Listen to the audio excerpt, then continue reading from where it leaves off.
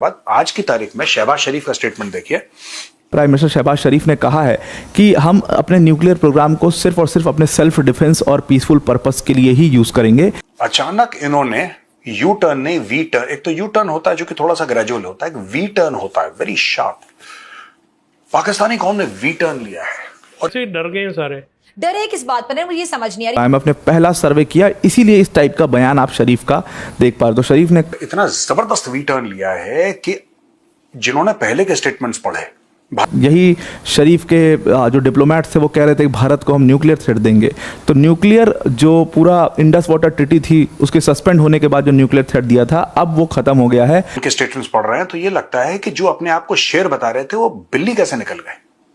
हमें तो day one से पता था बिल्ली है, लेकिन ये तो अपने आप को शेर प्रोजेक्ट कर रहे थे कि हम ये कर देंगे, न्यूक्लियर बम मार देंगे और भारत की जमीन में दहाइयों तक कुछ नहीं उगेगा। और तो लोन आपको चाहिए और उसके लिए आपको अपने आप को एक पीसफुल कंट्री दिखाना पड़ता है। उसके लिए आपको क्या क्या नहीं करना पड़ता है आपको। इसमें उन्होंने बोला है कि हम तो इंडिया से रिलेशन बेहतर चाहते हैं, ऑफर किया कि और रिलेशन बेहतर करो। तो वो कहते हैं कि बस यही हमारा मसला है, हम भारत के साथ तो पीस की मिन्नतें कर रहे हैं, भारत हमारी बातें ही नहीं सुनना चाहता। लेकिन क्या कहना चाहेंगे, कभी हम कहते हैं अगर आपने पानी रोका तो हम उसी दरिया से खून बहा देंगे, और कभी हम कहते हैं रिलेशन बेहतर चाहते हैं। समझता हूँ बहुत बड़ी एक एम्बैरसमेंट हुई है, पूरी कौम को एम्बैरसमेंट हुई है। यार आप थोड़ा सा कोई होमवर्क कर लिया करें, इस किस्म के आपने अगर ड्रामे करने होते हैं तो। भाई क्या कह रहे हैं, जरा बोलिएगा दोबारा। आपने भी जो बोला है ये इंडिया से है, ये आपने अमन की बात की, आप इंडिया से हो गए।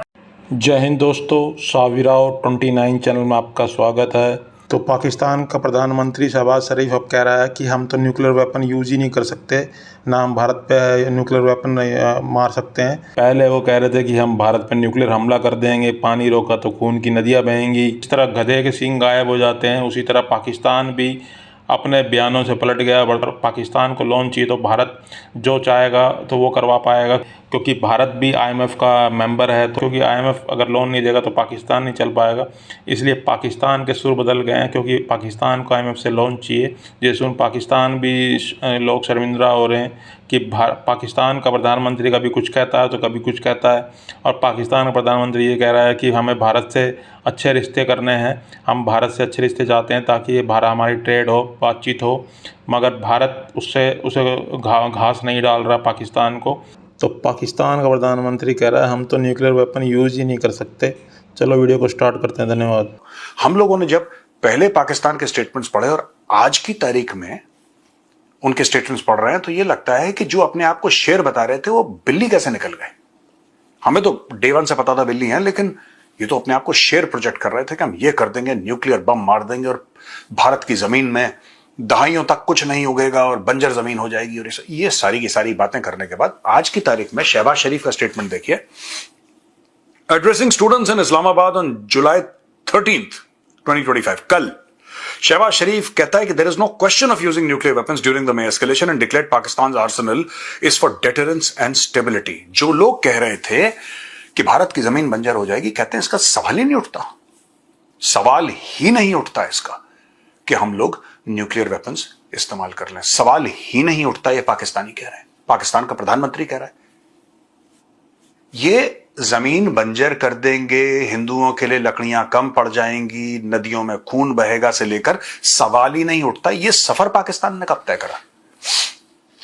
क्या इसके पीछे ब्रह्मोस की कन्विंसिंग एबिलिटी थी कि ब्रह्मोस इतने गए, इतनी जगह घुसे और तबाही मचाई कि पाकिस्तान ने बोला कि नहीं यार। इसमें उन्होंने बोला है कि हम तो इंडिया से रिलेशन बेहतर चाहते हैं, ऑफर किया कि और रिलेशन बेहतर करो, आगे शराइत रखी है वो भी अंदर डिस्कस करेंगे। लेकिन क्या कहना चाहेंगे, कभी हम कहते हैं अगर आपने पानी रोका तो हम उसी दरिया से खून बहा देंगे, और कभी हम कहते हैं रिलेशन बेहतर चाहते हैं। जी ये उन्होंने बिल्कुल सही कहा कि हमारे रिलेशन जो है पुराने होने चाहिए।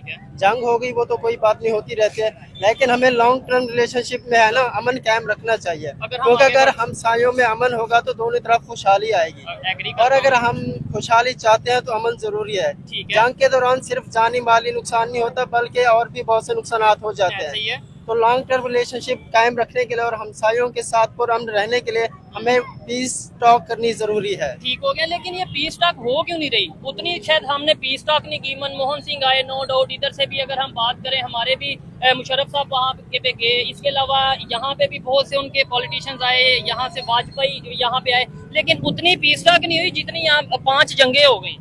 पीस टॉक होनी चाहिए, लेकिन पहले भी होती रही है, अब रुक गई है शायद मोदी की वजह से। कैसे तो हम भी देखते हैं ना सोशल मीडिया पे, नीचे कमेंट बॉक्स में देखते हैं, इंडिया के 95% लोग, 5% शायद होंगे जो बड़े अमन पसंद होंगे या जो मतलब पाकिस्तान से रिलेशन बेहतर चाहते होंगे, लेकिन 95% कहते हैं हमें भाई ताल्लुक चाहते, हम चाहते ही नहीं ताल्लुक, हम चाहते हैं पाकिस्तान से बिल्कुल कोई ताल्लुक ना रहे। लेकिन क्या हम साए चेंज किए जा सकते हैं? हम शायद चेंज नहीं किए जा सकते, लेकिन अपना रवैया चेंज किया जा सकता है। जबरदस्त। दोनों मुल्कों की आवाम के दरमियान के हम एक दूसरे के दुश्मन है, लेकिन वैसे देखा जाए आम आवाम की तरफ से तो हम एक दूसरे के साथ अमन और दोस्ती चाहते ये हैं। तो आप एजुकेटेड हैं माशाल्लाह, मास्टर के स्टूडेंट हैं आपने ये बोल दिया अमन और दोस्ती चाहते हैं। जितने मेरे भाई, आपके भाई पीछे खड़े हैं, आपके ख्याल से ये सब दोस्ती चाहते होंगे या नहीं। तबाही चाहते होंगे? ये चाहते होंगे, लेकिन इनको जो मीडिया से Brainwash, हाँ। इनको ब्रेन वॉश किया गया मीडिया की तरफ से और हुक्मरानों की जानब से। मैं 1 मिनट अगर दें अभी पूछता हूँ, क्यों जी इंडिया से जंग करें या दोस्ती करें? जंग इंशाल्लाह। इंडिया से जंग करनी चाहिए। क्या करनी चाहिए? अमन कायम होना चाहिए। कितने लोगों ने अब मेरी बात सुने, ये आपके सामने आ जी गया। मैं बताता हूँ क्यों कह रहे हैं। हाँ। आपको जो भी पढ़ा लिखा और इंटेलेक्चुअल बंदा मिलेगा सिर्फ वही कहेगा कि अमन होना चाहिए। वो पीछे भाई क्या कह रहे हैं, जरा बोलिएगा दोबारा, आपने पीछे बोला है। ये इंडिया से है। ये ले, आपने अमन की बात की, आप इंडिया से हो गए। बात में रहिएगा। नहीं, आप अपना लॉजिक दें, आप बताएं ना, शायद नहीं तो सुने ना, वो बता रहे हैं। चले मैं ये कह रहा हूँ कि इनको ब्रेन वॉश जो किया गया है, एक तो ये पढ़े लिखे नहीं और दूसरी ये कोशिश भी नहीं करते। नहीं, तंग नहीं, आप इधर आए भाई, आप इधर आए, देखें बात होनी चाहिए लॉजिक से। आपने बोला अमन होना चाहिए, ये भाई कहते हैं जंग होनी चाहिए। मैं अपनी भी ओपिनियन दूंगा, लेकिन पहले आप दोनों को सुनूंगा। आप 2-3 रीजंस बता दें क्यों अमन होना चाहिए। उधर देखिए, अमन इसलिए होना चाहिए, एक तो हमारे माली मामला ठीक रहेंगे। अगर हमारी तिजारत होती है इंडिया के साथ, जो कि बंद है अभी बिल्कुल ही, ठीक है, तो उसके साथ हमें माली मामलात में बेहतरी आएगी और हमारी इकोनॉमी बेहतर होगी। ठीक है। इस तरह अगर इधर अमन होता है, बजट लगाते हैं वो थोड़ा इतना हमारा जो बजट है दिफाई बजट, उसमें भी कमी आ सकती है। ठीक है, तो और वो जो पैसा बजट दिफाई बजट में लगता है वो हम पर लग सकता है, ठीक हो गया। एजुकेशन में, हेल्थ में, सेक्टर में, दूसरे मामलात में। हमारी भी यही रहे है, अमन होना चाहिए। पाकिस्तान में अमन होगा ना, सब कुछ अच्छा हो जाएगा। देखिए इसमें फायदा किसका है? लेट्स सपोज इंडिया से जंग कर लेते हैं भाईजान, आज ही हम इंडिया से जंग कर लेते हैं। भाई आपसे भी ये सवाल है, तो ज्यादा नुकसान, मैं कहता हूँ हम जंग जीत भी जाएं, ज्यादा उनकी इकोनॉमी की तरह हमारी की तरह नुकसान किसका होगा? हमारा नुकसान बहुत ज्यादा होगा।